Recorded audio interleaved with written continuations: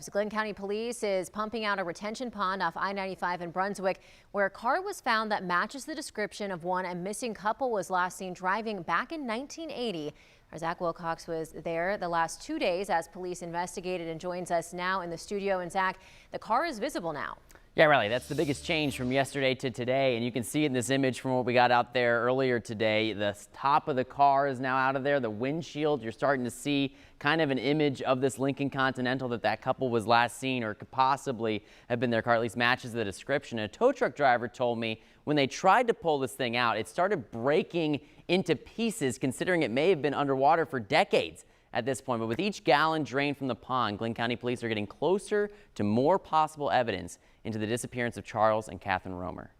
Their disappearance is highly unusual.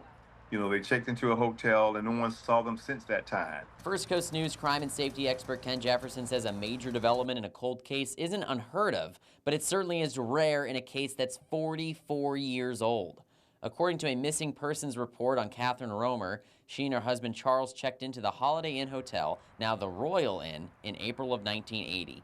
3 days later, hotel staff called police to say their luggage was still in their rooms, untouched.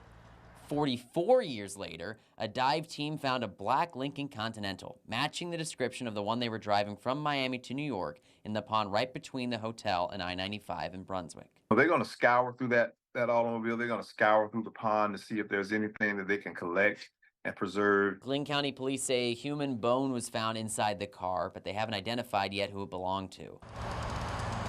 The department continues pumping down the pond to get easier access to the car and any more clues that may be inside. Rust, corrosion, all kinds of bacteria and things is going to develop on that car. And trying to clean that stuff off to see if you can find something that's going to be difficult. Jefferson says while some law enforcement officers are working on that, others are likely trying to track down any surviving family of the Romers they can find. Don't get their hopes up too high. We've got some new information that we're looking into, and we're going to keep you apprised as to how that goes. If it links to anything or anybody, we're going to keep you informed because they have a right to know.